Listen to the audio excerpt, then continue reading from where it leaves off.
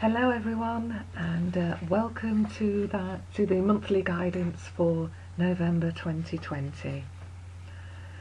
Okay, so I've got a few messages from Spirit that have come through, and I'm also going to just tell you a little bit about the numerology for this month November, and I've got some cards as well that I've drawn. Okay, so November 2020 in numerology relates to the number 6.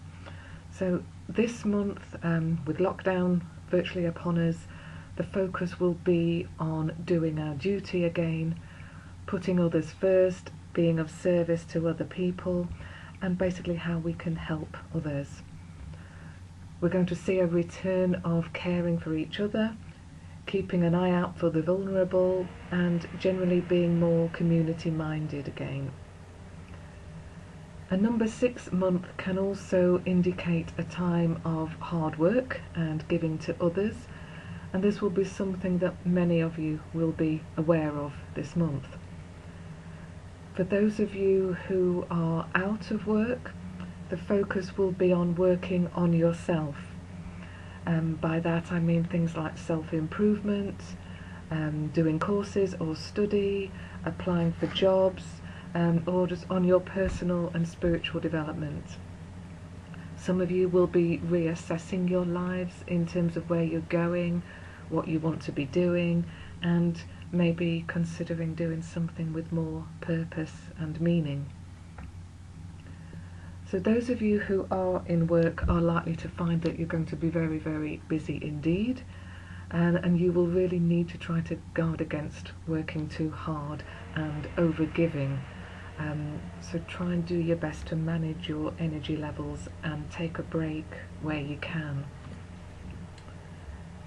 Okay, so yes, for this month, the angels want to emphasize themes of compassion and tolerance. And that's something that perhaps we all need a little bit more of at the moment, while unfortunately we seem to be quite divided again. I guess it is inevitable with lots of different opinions, but I feel if we just try to remember that everybody is trying to cope in the best way they can, that will at least help us feel more compassion and tolerance for other people. So most of us are worried about something at the moment, whether it's our livelihoods, job, health, or the health of our loved ones, isolation, etc. There's lots more things as well. But we can all continue to look out for each other and connect to each other by phone and social media like we did do in the last lockdown. And I think that's something important to emphasise. You know, don't be afraid to just check in on people and just see how they are. Obviously we have all been getting angry and frustrated, whether that's towards other people who appear to be behaving recklessly, or the government for all the confused mixed messages and lack of clarity that's been coming out. Some people are frustrated and angry towards those calling for lockdown, and others for those who don't want to lock down. So all of this is just all very, very draining, especially when we all feel that we're just not being heard, and no matter what we say or do just doesn't make any difference at all. So I feel with this we have to remember that if you can't change something, you've just got to let it go. Focus on the things that you can do something about, so at least you're putting your energy to good use. I think the only benefit of lockdown, well, one of the benefits of lockdown, is that they do always remind us of the simple pleasures of life, what's really important, and where our priorities are. So I think if we all try to keep focused on the positives, we will all get through this. So one day it will all be behind us. We don't know when, but it will happen in the end. Another thing I want to mention for this month is that something that's becoming more apparent at the moment is that more and more people are sensing spirit around them. So a lot of people are starting to maybe notice something out the corner of their eye. You know, maybe they think, oh, I'm sure I saw a flash of something over there. You may feel there's somebody in the corner of the room. May even feel a sense of somebody there watching you. You may even literally imagine them, like you can almost see them in the room with you. Other times you may just find yourself thinking of a loved one in spirit just more often than perhaps you would normally. You might also find you have more vivid dreams about them as well, which is one of the ways that spirit do make contact with us. So the spirit world, and that includes our guides and angels, have been drawing closer to us pretty much for the whole of this year, as we are going through such difficult, unprecedented times. And that's because they all want to give us all their love and support.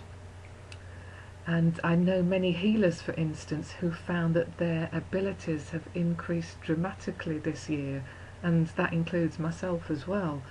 And again, this is because the angels are drawing so close around us, and they want to assist us, and they want to help us to bring through as much healing energy as possible, because we all need it right now, and the world needs it right now as well. So if you are sensing spirit communications more often, don't be alarmed, don't be scared. It's most likely that they just want you to know that they are there. Right, so onto the cards that I've drawn for November. Now, the first one I have here is the Giving and Receiving card, and this one supports the energy of the number 6 month of November. Okay, quite perfectly. It's all about giving and receiving and caring and sharing. So for a start, I want to say that often we find it easier to give than to receive.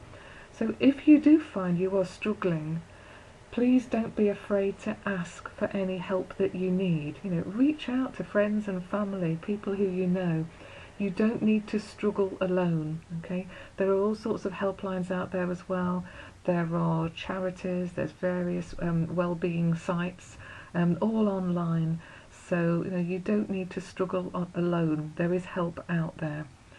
And don't forget to ask for help. Don't be too proud to ask for help. It may just be that the person that you ring when you're reaching out is absolutely delighted to hear from you, because they just want to have a chat as well. A lot of you, though, will find that you are giving in one way or another, perhaps more than usual even. And this giving may be on a practical level, like with help, support, fetching, shopping, that sort of thing. Or you may just find that you're giving in other ways, such as sending out healing prayers for people, which is just as important. There's always ways to give and to feel that you're doing your bit. The next card I have drawn is this one. It's called, if you can see it, Blessing in Disguise. Okay. So this card is a reminder that sometimes things do turn out for the best, even if it doesn't feel like it at the time. So whatever you feel like you are losing, it may be that just needed to fall away anyway, so that it can be replaced with something better.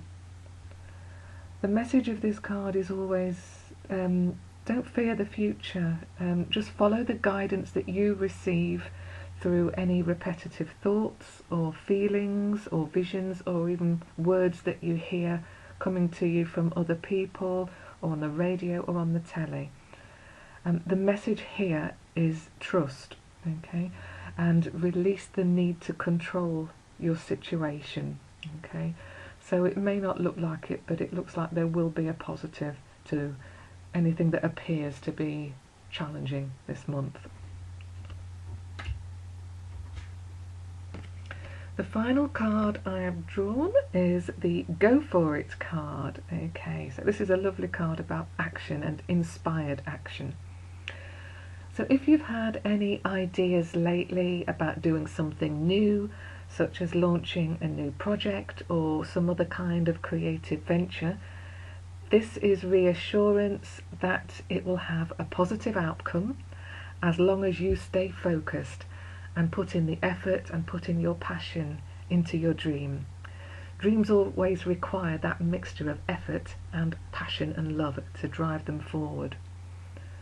So this is a time to move forward, and the royal purple here brings in strength and leadership, and these are the qualities that you are being encouraged to find in yourself this month. Okay everyone, so I hope you found that interesting and helpful, and I will see you all before long. Okay, bye bye.